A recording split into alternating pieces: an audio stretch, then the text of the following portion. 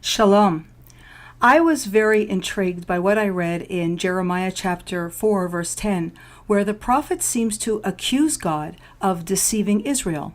The passage reads, "Then I said, Ah, Lord God, surely you have utterly deceived this people and Jerusalem, saying you will have peace, whereas a sword touches the throat."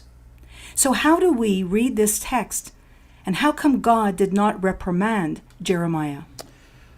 Well, first, thank you for your deep question. This is what I call a good catch. For this verse of Jeremiah chapter 4, verse 10 really comes out of nowhere, and it is one which many Bible commentators have deemed as the most difficult verse to interpret in the book of Jeremiah. Why is Jeremiah saying this? Is he really accusing God of deceiving his people? And why did the Spirit of God allow this to be recorded in the scriptures? What can we learn from this? Let me first give you two main interpretations for this verse. Some have said that Jeremiah was identifying with the feeling of the people of Judah, and so he blamed God for the calamities. Others believe that Jeremiah was quoting the false prophet who spoke of peace and accused God of deceiving the people of Israel. However, most other interpretations try to find ways to avoid attributing these words to Jeremiah. But it is clearly Jeremiah who speaks these words. How could he have said such a thing?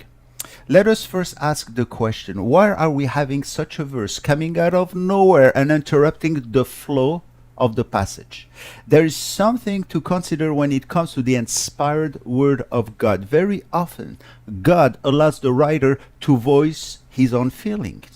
We have seen this type of interruption in Genesis chapter 49, where Jacob prophesied of each of his sons, but when it came to Dan, he must have perceived this son's difficult future, and as a father he expressed these words found in verse 18. He says, "I have waited for your salvation, O Lord."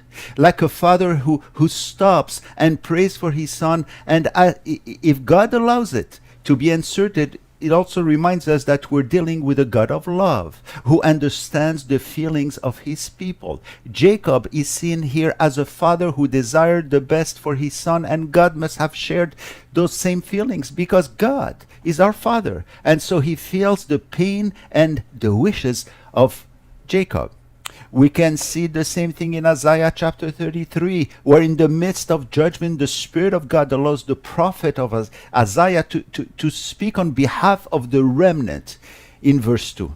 He interrupts, actually, that verse interrupts the flow of the chapter. And there Isaiah says, "O Lord, be gracious to us. We have waited for you."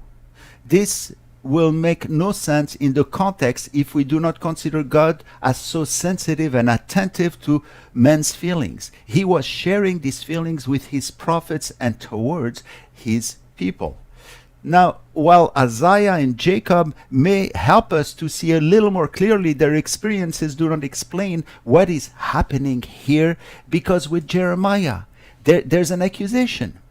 He actually accuses God of deceiving his people, and to make things even more difficult for us, we do not see God being angry at him.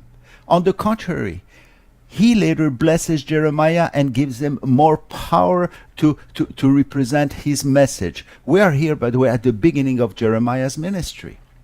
How can we now explain what happened there? Perhaps, considering the fierceness of the judgment, perhaps it was too much for the man Jeremiah to take, so being so overwhelmed, he falls. This was the first time he was exposed to these judgments. He perhaps did not expect them to be so violent, just like Habakkuk felt when he asked God, "How long, O Lord?" And then the Lord brought him right into the midst of judgment, of tribulation. And so he was very surprised himself of its fierceness. Perhaps we could also see this passage in the light of Peter's denials. Peter was so courageous, but when faced with the utter evil of bringing the Son of God to be crucified, facing complete darkness, the man Peter, overwhelmed, actually denied Yeshua and 3 times. In the same way, perhaps Jeremiah succumbed to the shock of realizing the utter darkness of evil. And more than Peter, Perhaps Jeremiah's struggle between his flesh and the spirit could be compared with Jesus' own experience in the Garden of Gethsemane. Here we witness Yeshua's struggle between the frailty of the human condition and his divine calling to fulfill his role as the sin bearer of the world. We see this in Matthew 26:42 when he says, "Oh my Father, if this cup cannot pass away from me unless I drink it, you will be done." The cup was the wrath of God, but we know that it was only a temptation for Jesus. But in his humanity, he desired for a moment that this cup pass away. However, he took the cup, he died and resurrected, of course. Jeremiah and Peter could not at first face the cup and even less take this cup. Each, in their failures, point to the one who could take all this evil for us. Yeshua much more and exclusively did experience that darkness when he became sin for us, the result of which allowed Jeremiah and Peter and all the others to rise again. Jeremiah fell, but you know what? He quickly rose. And God wanted us to know that by inserting Jeremiah's thoughts into his word. Both Jeremiah and Peter were forgiven and given further service for the Lord.